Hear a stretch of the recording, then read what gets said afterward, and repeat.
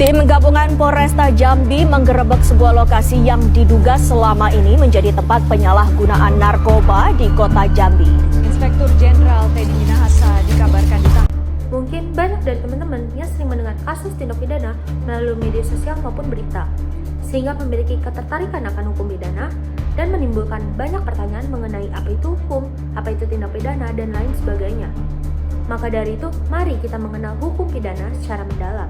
Halo teman-teman semua, perkenalkan saya Patricia Jen Hans dengan NIM 205230203. Saya merupakan mahasiswi Fakultas Hukum Universitas Tarumanegara.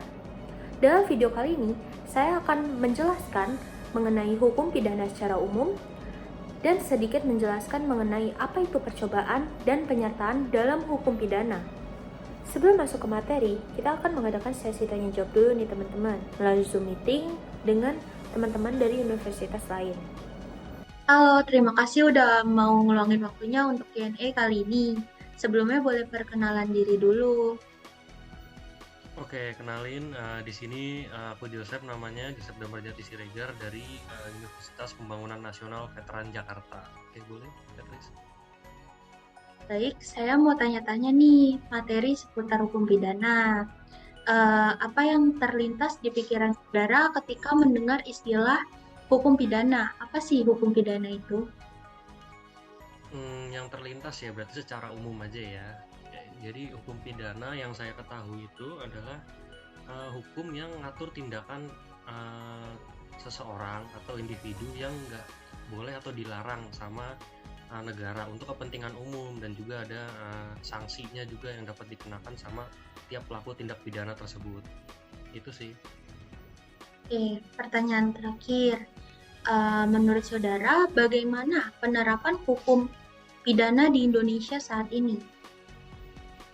Untuk saat ini sendiri penerapan hukum pidana di Indonesia itu menurut saya sudah cukup bagus ya, walaupun masih ada banyak yang kecolongan gitu terkait sanksi dengan penerapannya.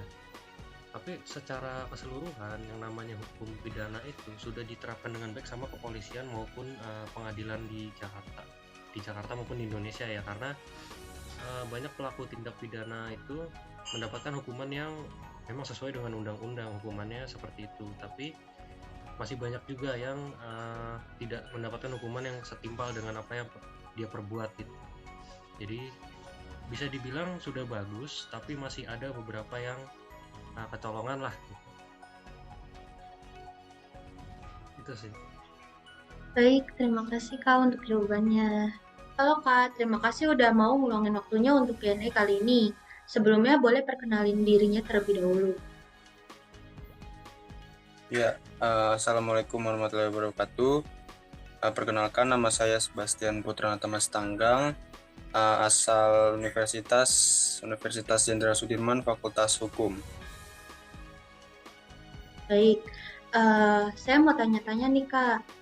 Saya mau tanya pertanyaan seputar materi hukum pidana. Menurut saudara, apa yang terlintas di pikiran saudara ketika mendengar istilah hukum pidana? Apa sih itu hukum pidana? Ya, menurut pandangan saya, hukum pidana itu merupakan suatu hukum atau peraturan-peraturan yang berlaku dan ada di suatu wilayah, yang dimana peraturan ini membuat aturan tentang larangan-larangan atau hal-hal apa saja yang tidak boleh dilakukan, dan jika hal tersebut dilakukan, maka akan ada sanksi atau suatu tindakan yang harus mereka bertanggungjawabkan. Baik, masuk pertanyaan terakhir nih Kak. Menurut saudara, bagaimana penerapan hukum pidana di Indonesia saat ini?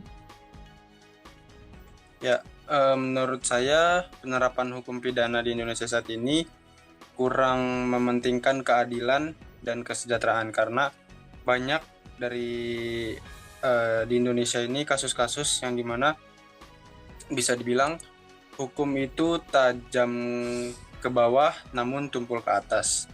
Jadi ibarat kata hukum ini hanya berlaku untuk orang-orang golongan menengah ke bawah saja. Sedangkan jika untuk golongan yang menengah ke atas itu hukum itu kurang berlaku bagi mereka. Baik, terima kasih untuk jawabannya. Masuk pada pembahasan pertama. Apa sih hukum pidana itu? Menurut Prof. Edmund Meske, hukum pidana adalah aturan hukum yang mengikatkan kepada suatu perbuatan yang memenuhi syarat-syarat tertentu dan menimbulkan suatu akibat yang berupa pidana. Adapun menurut Muljatno yang dikutip oleh Eddie O.S. Hiarich dalam bukunya yaitu buku Prinsip-Prinsip Hukum Pidana memberikan definisi bahwa hukum pidana adalah bagian dari keseluruhan hukum yang berlaku di suatu negara yang mengadakan dasar-dasar dan mengatur ketentuan tentang perbuatan yang tidak boleh dilakukan, dilarang, yang disertai ancaman pidana bagi barang siapa yang melakukan. Kapan dan dalam hal apa mereka yang telah melanggar larangan itu dapat dikenakan sanksi pidana dan cara bagaimana pengenaan pidana itu dapat dilaksanakan. Hukum pidana dalam artian sempit mempelajari serta membahas perihal hukum pidana yang berlaku pada suatu negara atau yang kita kenal itu sebagai ius constitutum. Namun dalam artian luas, hukum pidana ini sendiri tidak hanya terfokus pada norma-norma yang dilanggar saja, melainkan mengkaji hukum pidana yang masih dicita-citakan atau yang kita kenal itu sebagai ius constituendum. Sumber hukum pidana adalah asas yang menjadi dasar dalam pembentukan hukum pidana. Nah, di dalamnya itu ada apa aja sih? Yang pertama itu pastinya ada Kitab Undang-Undang Hukum Pidana atau yang kita kenal sebagai KUHP. Lalu yang berikutnya ada Undang-Undang Khusus, Peraturan Pemerintah atau Presiden, Pandangan Hukum atau Doktrin Hukum, Traktat Internasional, serta SEMA. Tujuan hukum pidana terbagi menjadi dua aliran, yaitu ada aliran klasik dan aliran modern. Aliran klasik untuk melindungi masyarakat dari tindakan yang sewenang-wenang, sedangkan aliran modern untuk melindungi masyarakat dari tindakan kejahatan. Sudarto membedakan fungsi hukum pidana menjadi dua, yaitu fungsi umum dan fungsi khusus. Fungsi umum lebih kepada untuk mengatur kehidupan masyarakat dengan menjaga ketertiban umum, sedangkan fungsi khusus lebih melindungi kepentingan hukum terhadap perbuatan yang hendak melanggarnya dengan melakukan tindak pidana. Masuk pada masalah pokok hukum pidana. Yang pertama itu ada perbuatan. Perbuatan mengacu pada tindakan yang dilakukan oleh seseorang dan menjadi dasar penuntutan dalam pidana. Lalu yang kedua ada pertanggungjawaban atau kesalahan yang menentukan hukuman terhadap seseorang. Lalu yang terakhir ada pidana. Pidana merupakan jenis hukuman yang diberikan kepada seseorang yang melakukan tindak pidana. Tindak pidana itu ada apa aja sih? Yang pertama itu yang pastinya ada pidana penjara, pidana denda, pidana kurungan, pidana percobaan, dan pidana tambahan. Kesalahan dibagi menjadi dua, yaitu ada delik yang artinya merupakan kesengajaan, yaitu merupakan perbuatan yang dilakukan secara sadar. Lalu yang kedua ada culpa atau kalpan. Kalpan merupakan kelalaian. Untuk mendapatkan gambaran mengenai delik dan culpa, teman-teman bisa buka KUHP, yaitu ada di pasal 338 KUHP dan pasal 359 KUHP.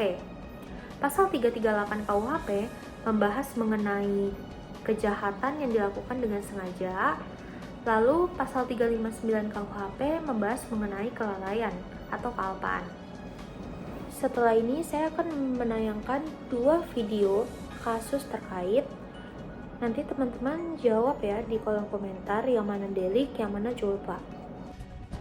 Petugas kepolisian Satreskrim Polsek Kelapa Gading menggerebek sebuah unit apartemen di kawasan Kelapa Gading, Jakarta Utara yang dijadikan sebagai tempat praktik aborsi sejak 14 Desember lalu. Dalam penggerebekan ini, petugas menangkap 2 orang perempuan sebagai tersangka serta mengamankan sejumlah peralatan medis yang digunakan untuk praktik aborsi seperti alat suntik dan vakum. Dari hasil penyelidikan, petugas menemukan 3 janin, 2 diantaranya ditemukan di lokasi apartemen dan 1 janin lainnya ditemukan di saluran pembuangan air apartemen. Tersangka kita amankan 2 orang. Habis itu ternyata kita temukan alat-alat kesehatan, lalu ada janin. Terus sesuai keterangan dari tersangka yang bersangkutan, dia Saudara, polisi menyebut truk penyebab kecelakaan beruntun di gerbang tol Halim Rabu lalu adalah anak di bawah umur. Polisi akan memeriksa majikan pemilik kendaraan dan juga orang tua korban.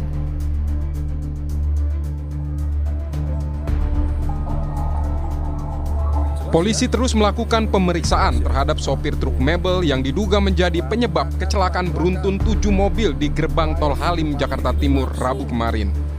Dari video pemeriksaan yang dilakukan petugas, sopir truk mebel berinisial MI berusia 17 tahun ini berdalih kecelakaan tersebut terjadi karena masalah pada tali gas truknya. Dia bahkan mengaku akan bertanggung jawab dan membeli seluruh mobil yang menjadi korban kecerobohannya.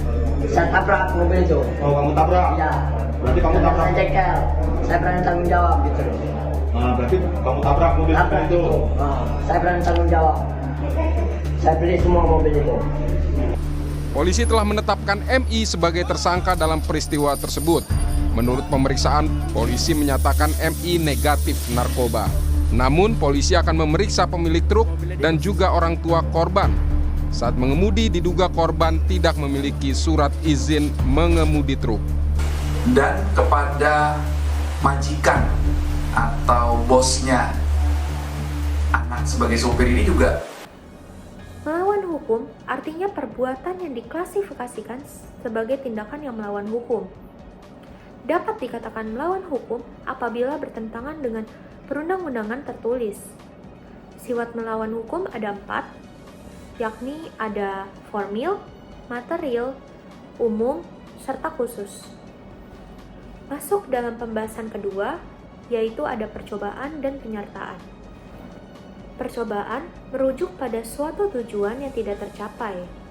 Hukuman untuk percobaan biasanya lebih ringan daripada hukuman yang kejahatannya itu udah berhasil. Tetapi tergantung juga pada tindak pidana yang dilakukan oleh sang pelaku. Kita bisa melihat gambaran mengenai kasus percobaan melalui video berikut.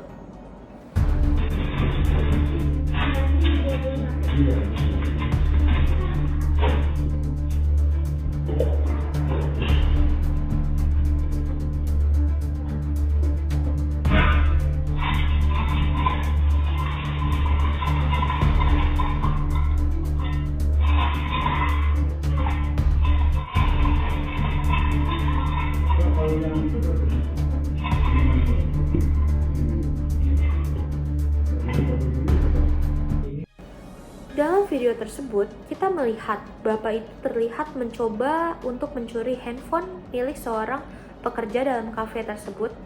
Namun bapak tersebut ketahuan, dan bapak itu segera mengalihkan agar bisa mengembalikan HP yang hampir dicuri olehnya itu, sehingga usahanya menjadi gagal. Profesor Edi dalam bukunya yaitu Prinsip-Prinsip Hukum Pidana menyatakan bahwa penyertaan adalah perluasan terhadap pelaku yang dimintakan pertanggungjawaban pidana dan bukan delik yang berdiri sendiri. Dalam melakukan tindak pidana, memungkinkan bahwa pelakunya itu lebih dari seorang, atau mungkin hanya seorang tetapi ada dalang di baliknya, atau kemungkinan lain yang membicarakan bagaimana menjerat pelaku yang secara in concreto tidak melakukan tindak pidana, tetapi ia sebenarnya juga berperan. Mengenai penyertaan, KUHP mengaturnya dalam pasal 55 sampai dengan pasal 62. Tetapi dalam pembahasan kali ini kita akan lebih berfokus pada pasal 55 KUHP. Pasal 55 KUHP itu isinya apa sih? Membahas tentang apa? Dari rumusan pasal 55 KUHP, ternyata yang menjadi pelaku yang dianggap yang digolongkan itu ada 4 macam.